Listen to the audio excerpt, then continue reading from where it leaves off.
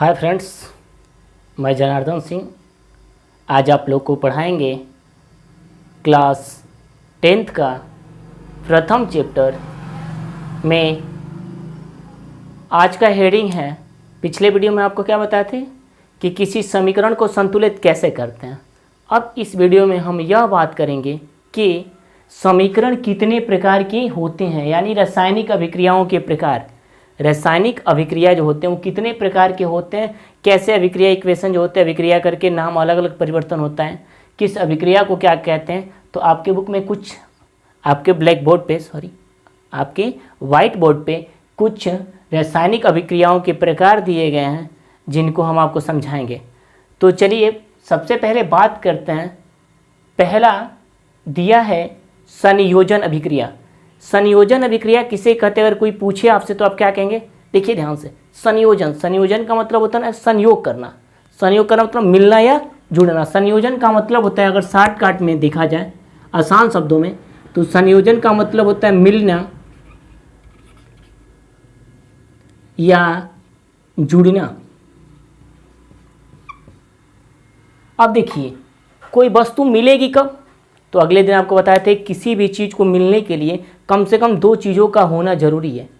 कभी भी एक पदार्थ अगर है वही एक बार मिल रहा है तो आप वही चीज़ सेम बनेगी तो आपको क्या पता चलेगा क्या मिलाया गया, कोई कुछ चेंजिंग नहीं ना होगी। तो किसी भी चेंज होने के लिए, किसी पदार्थ को मिलाने के लिए, किसी चीज़ को मिलने या जुड़ने के लिए कम से कम दो अलग अलग पदार्थों का होना बड़ा ज़रूरी होता है। आपके बुक में दिया है संयोजन अभिक्रिया किसे कहते हैं, तो हम बता रहे हैं कि जब दो या दो से अधिक तत्व, यौगिक या मिश्रण मिलकर किसी एकल पदार्थ का निर्माण करते हैं तो उसे संयोजन अभिक्रिया कहते हैं। क्या बोले हैं, ध्यान से सुनिएगा। जैसे मान के चलिए आपके बुक में दे दें H2 + O2 मिलके बना H2O। कौन सा अभिक्रिया है, संयोजन। संयोजन का मतलब मिलना ना। देखिए हम देख रहे हैं कि यहाँ पे क्या है, दो अलग अलग पदार्थ हैं और दोनों अभिक्रिया करके किसका निर्माण किए, एक पदार्थ का निर्माण किए। तो इस अभिक्रिया को क्या बोलेंगे, संयोजन अभिक्रिया। क्या संयोजन अभिक्रिया किसे कहते हैं, क्या बताया है, तो सुनिए ध्यान से।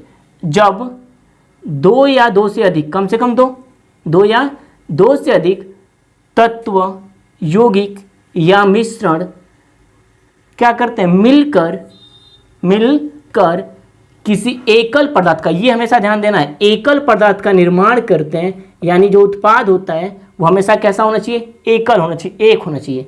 एकल उत्पाद का क्या करते हैं, निर्माण करते हैं, तो उन्हें हम क्या कहते हैं, संयोजन अभिक्रिया कहते हैं। क्लियर है। जैसे मान के चलिए ये कार्बन है C और +O2, क्या है, दो पदार्थ अलग अलग है कि नहीं, और दोनों मिलकर क्या बनाएंगे, CO2। तो दो अलग अलग थे, मिल गए मतलब संयोग कर गए, जुड़ गए। तो संयोग हो गया, जुड़ गया, तो इस अभिक्रिया को क्या बोलेंगे, संयोजन अभिक्रिया कहते हैं। अभी बताएं, संयोजन का मतलब होता है मिलना या जुड़ना। क्लियर है। और मिलकर जुड़कर हमेशा क्या बनाते हैं, एकल पदार्थ का निर्माण करते हैं, तो उन्हें क्या कहते हैं, संयोजन अभिक्रिया। जैसे समझ करिए, ये नहीं देखिए ध्यान से। और क्या, जैसे अगर मान में चलिए आपके दिमाग में कुछ और क्वेश्चन आ रहा होगा, जैसे मान के चलिए C2H4 है +O2 अभिक्रिया करके क्या बनाएंगे, तो हम कहते हैं आपको कि H2O बनाएंगे +CO2 बनाएंगे। सपोज करिए ये दो पदार्थ हैं लेकिन दोनों मिलकर किसी एकल पदार्थ का निर्माण नहीं कर रहे हैं, एक उत्पाद का निर्माण नहीं कर रहे हैं ना। तो जब एकल पदार्थ या एक उत्पाद का निर्माण नहीं करते हैं तो इन्हें हम संयोजन अभिक्रिया नहीं बोलेंगे। क्लियर है। हमेशा क्या होना चाहिए, एकल पदार्थ का निर्माण होना चाहिए, यानी उत्पाद हमेशा एक बनना चाहिए, तब उसको बोलेंगे संयोजन अभिक्रिया। दूसरा देखिए वियोजन। क्या दिया है, वियोजन अभिक्रिया। वियोजन का मतलब होता है विभाजित होना, टूटना या अलग होना। वियोजन का मतलब क्या होता है, ध्यान से सुनिए, टूट जाना या अलग होना या विभाजित होना। टूटना क्या होता है, वियोजन का मतलब होता है टूटना या अलग होना या अलग होना। एकदम आपको बता दें, संयोजन का विपरीत वियोजन होता है। संयोजन का मतलब जुड़ना और वियोजन का मतलब टूटना। क्लियर है। देखिए वियोजन अभिक्रिया किसे कहते हैं, जब कोई एकल पदार्थ, एकल उत्पाद या एकल अभिकारक, जब कोई एकल पदार्थ, तत्व या यौगिक क्या करते हैं, मिलकर दो या दो से अधिक क्या करते हैं, उत्पाद का निर्माण करते हैं या छोटे छोटे टुकड़ों में विभाजित हो जाते हैं, उन अभिक्रिया को वियोजन अभिक्रिया कहते हैं। क्लियर है?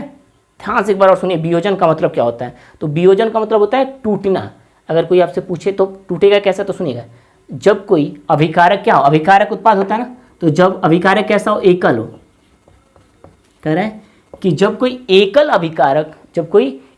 अभिकारक टूटकर या छोटे छोटे टुकड़ों में विभाजित होकर दो या दो से अधिक तत्व, यौगिक या पदार्थ का निर्माण करते हैं, तो उन्हें क्या कहते हैं, वियोजन अभिक्रिया कहते हैं। क्लियर है? जैसे मान के चलिए, इस देखिए इसमें कैसे समझेंगे, Fe2SO4 है, जब इसको हीट करेंगे, गर्म करेंगे, तो यह क्या बनाएगा, अब बताइए। Fe2SO4 अगर हीट करेंगे, गर्म करेंगे, तो यह क्या बनाएगा, तो यह बनाएगा Fe2O3 प्लस क्या बनाएगा, बोलिए जल्दी से, SO2 प्लस बनाएगा SO3, बनाया कि नहीं। हम क्या बोले हैं कि जब कोई एकल पदार्थ यानी एक पदार्थ या जब कोई एकल अभिकारक टूटकर छोटे छोटे दो या दो से अधिक मान के चलिए 3 हो गया, 2 या 2 से अधिक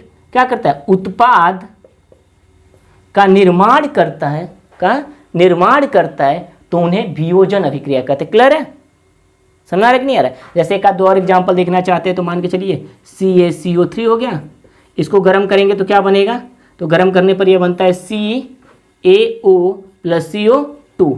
ये भी क्या है, एकल पदार्थ है, और टूट कर क्या हुआ, 2 या 2 से अधिक पदार्थ का निर्माण किया कि नहीं, तो ये क्या हो गए, वियोजित हो गए, यानी टूट गए, विभाजित हो गए। क्लियर है?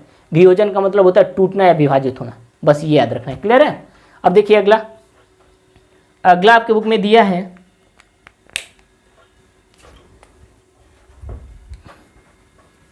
विस्थापन। विस्थापन का एकदम शॉर्टकट शब्द, एक एक चीज याद रखिएगा, मिलना या जुड़ना, टूटना या अलग होना। विस्थापन का मतलब एक से छूटकर दूसरे के साथ जुड़ना। समझ में आ रहा है? विस्थापन का मतलब क्या होता है, देखिएगा, एक से अलग होना, एक से अलग होकर दूसरे से जुड़ना।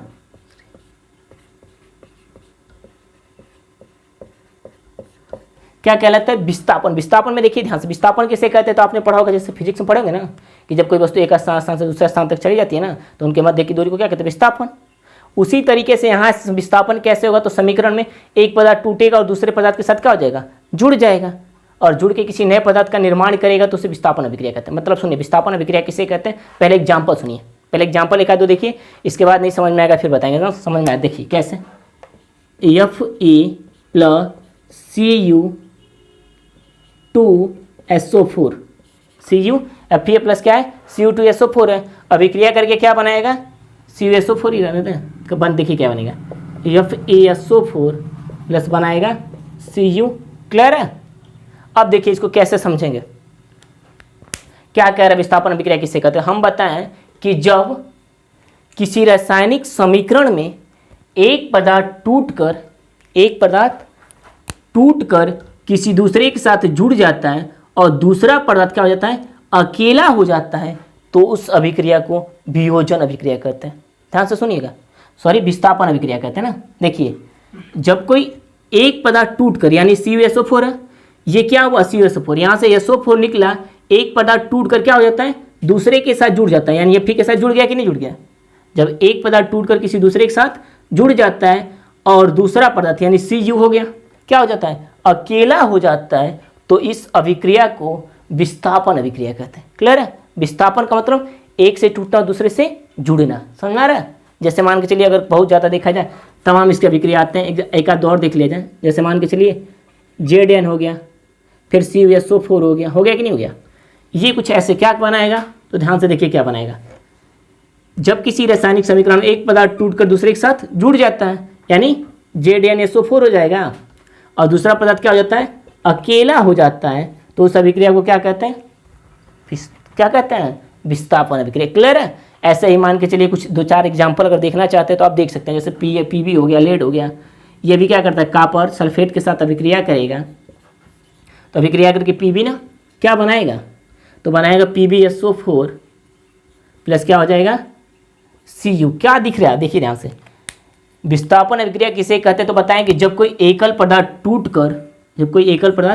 टूटकर किसी दूसरे के साथ क्या हो जाता है, जुड़ जाता है, और दूसरा पदार्थ ये पहले से टूटा और दूसरे के साथ जुड़ गया, फिर कह रहा है दूसरा एक वाला पदार्थ टूटकर दूसरे के साथ जुड़ जाता है और दूसरा पदार्थ क्या हो जाता है, अकेला हो जाता है, तो इस अभिक्रिया को क्या कहते हैं, विस्थापन। क्लियर हो गया। बोलिए, जब किसी रासायनिक समीकरण में अभिकारक टूटकर उत्पाद में किसी दूसरे पदार्थ के साथ क्या हो जाता है, जुड़ जाता है, और दूसरा पदार्थ क्या हो जाता है, अकेला हो जाता है, तो इस अभिक्रिया को क्या कहते हैं, विस्थापन अभिक्रिया। क्लियर है। अब ध्यान से देखिए, अगला क्या दिया है, द्विविस्थापन। अभी तक क्या दिख रहा है, एक विस्थापन हो रहा था ना, एक वाला दूसरे के साथ जुड़ जा रहा था और दूसरा वाला क्या हो जाता था, अकेला। सेम देखिए इसमें क्या हो रहा है, द्विविस्थापन अभिक्रिया में। तो द्विविस्थापन अभिक्रिया में क्या देखने को आपको मिलेगा, दोनों पदार्थ तत्व यौगिक, समझ में आ रहा है, दोनों पदार्थ टूटकर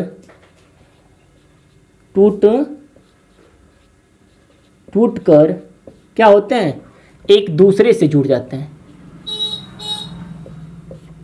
दोनों पदार्थ टूटकर एक दूसरे से जुड़ जाते हैं, एक समझना, दोनों पदार्थों का टूटकर एक दूसरे से जुड़ना भी कह सकते हैं। क्लियर है। शॉर्टकट में मतलब इसका समझ में आना चाहिए। देखिए ध्यान से, अभी तक एक पदार्थ टूट रहा था और दूसरे से साथ जुड़ जा रहा था और दूसरा वाला कुछ नहीं कर रहा था ना, वो अकेले का अकेला था। लेकिन इस वाले में क्या देखने को मिलेगा, इसमें ये देखने को मिलेगा कि दो पदार्थ रहेंगे और दोनों टूट के एक दूसरे के साथ जुड़ जाएंगे। समझ में आ रहा है। जैसे मान के चलिए, अभी आपको एक आध दो समझा रहे हैं, समझ में आ रहा है।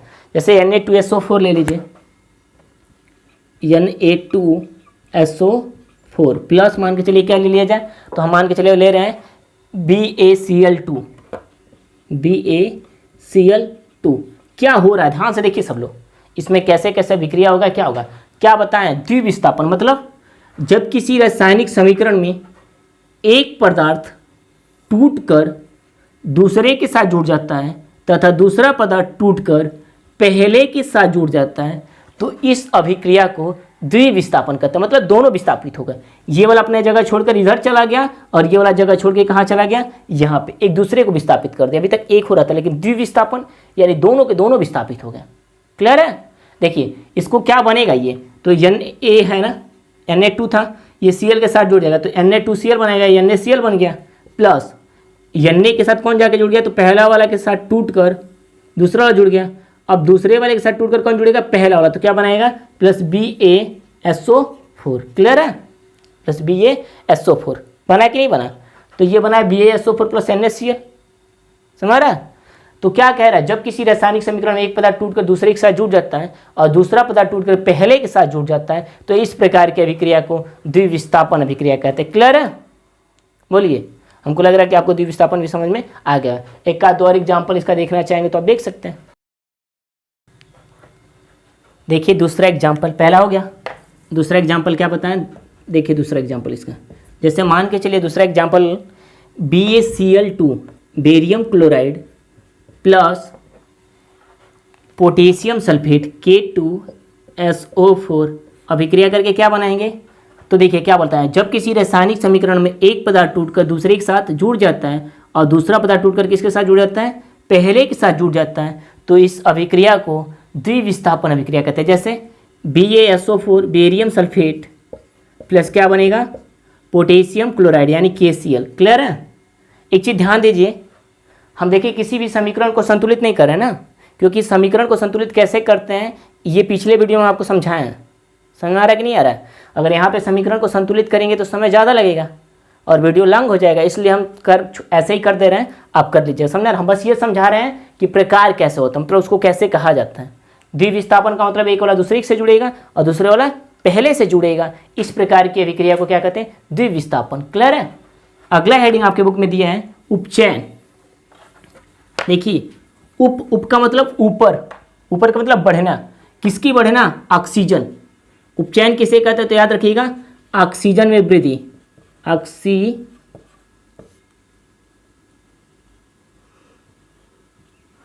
ऑक्सीजन में वृद्धि।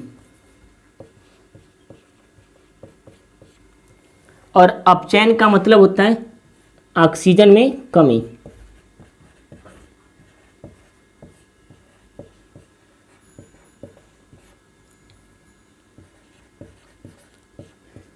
देखिए यहीं पे हल्का सा कंफ्यूज होते हैं लोग कि उपचयन और अपचयन किसे कहते हैं। तो देखिए उपचयन का आसान तरीका है उप का मतलब ऊपर बढ़ना, बढ़ना का मतलब किसी चीज़ में वृद्धि होगी तब तो बढ़ेगी।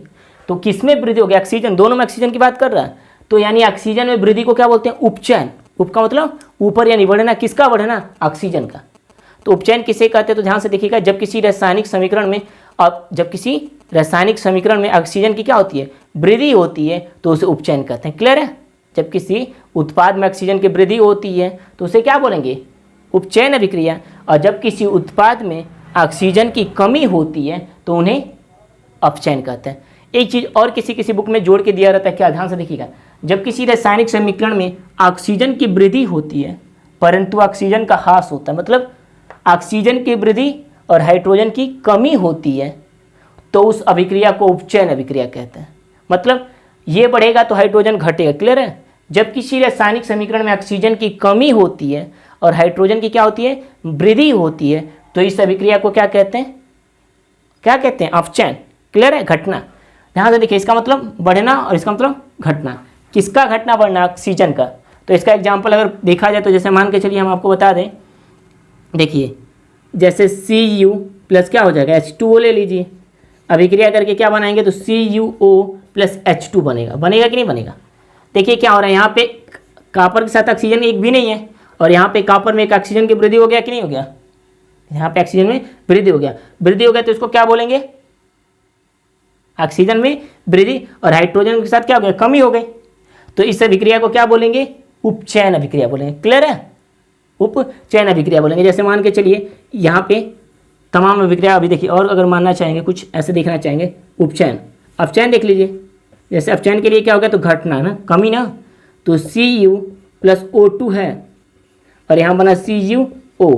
क्या दिख रहा है आपको कि यहाँ पे ऑक्सीजन कितना है? 2 है और यहाँ पे ऑक्सीजन कितना दिखाई दे रहा है? 1। मतलब ऑक्सीजन में क्या हो गई? कमी हो गई। तो बताएं, जब किसी रासायनिक समीकरण में क्या होती है? उत्पाद में ऑक्सीजन की कमी होगी तो अपचयन और ऑक्सीजन में वृद्धि होगी तो उपचयन। क्लियर है? जैसे इसके तमाम एग्जाम्पल आते हैं, जैसे H2O2 है, अभिक्रिया करके क्या बना? H2O हो गया कि नहीं?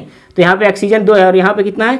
1 है, तो ऑक्सीजन में यहाँ पे क्या हो रही है? कमी हो रही है। क्लियर है? तो इस प्रकार की अभिक्रिया को क्या बोलेंगे? बोलिए, कमी हो रही है कि वृद्धि हो रही है? 2 और 1 हो गया, कमी हो गई ना, तो कमी हो गई तो बोलेंगे अपचयन। क्लियर है? अब देखिए अगला हेडिंग है रिडक्स अभिक्रिया। रिडक्स किसे कहते हैं? इसको एक चीज़ और बोला जाता है, उपचयन अपचयन। जब किसी रासायनिक समीकरण में उपचयन तथा अपचयन दोनों क्रियाएं साथ साथ होती हैं, दोनों क्रियाएं क्या होती हैं? साथ साथ होती हैं, तो इस प्रकार की अभिक्रिया को रिडक्स अभिक्रिया कहते हैं। क्लियर है? मतलब ये अलग अलग थे, लेकिन जब दोनों घटनाएं एक ही समीकरण में देखने को मिलेगा, एक ही इक्वेशन में मिलेगा, तो इस अभिक्रिया को रिडक्स अभिक्रिया कहेंगे। क्लियर है? जैसे देखिए इसका एग्जाम्पल,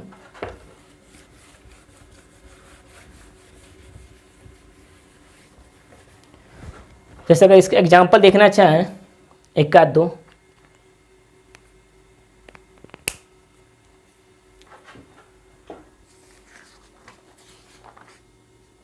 देखिए जैसे मान के चलिए CuO प्लस H2 है, मिल के क्या बनेगा? तो ये मिल के बनाएगा Cu प्लस H2O। अब देखिए क्या हो रहा है, जब किसी रासायनिक समीकरण में उपचयन तथा अपचयन दोनों क्रियाएं क्या हो? साथ साथ होती हैं, तो इस अभिक्रिया को रिडक्स अभिक्रिया कहते हैं। जैसे यहाँ CuO है और यहाँ पे Cu है, बताइए यहाँ पे ऑक्सीजन में वृद्धि हुआ कि कमी हुआ? कमी हुआ। और जब ऑक्सीजन में कमी होगा तो इसको क्या बोलेंगे?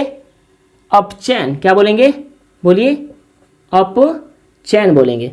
तो यहाँ पे कौन घटना हो रहा है, अपचयन हो रहा है। क्लियर है।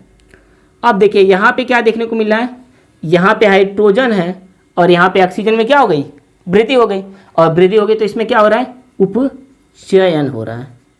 कहाँ हो रहा है, एक ही समीकरण में ना। हम क्या बोले हैं कि जब किसी एक ही समीकरण में उपचयन तथा अपचयन दोनों क्रियाएं साथ साथ होती है तो इस प्रकार की अभिक्रिया को क्या कहते हैं, बोलिए, इस प्रकार की अभिक्रिया को कहते हैं रिडक्स अभिक्रिया। अब हम आशा करते हैं कि आपको यह टॉपिक अच्छे से समझ में आया होगा। तो हम आशा करते हैं कि जिन बच्चों ने इस टॉपिक को अच्छे से देखे होंगे या देखेंगे, वे हमको एक एक एग्जाम्पल हमारे व्हाट्सएप ग्रुप में या कमेंट में करके भेजेंगे ताकि हमको पता चले कि कितने बच्चों को समझ में आया या कितने बच्चों को नहीं। इस वीडियो को देखने के लिए धन्यवाद।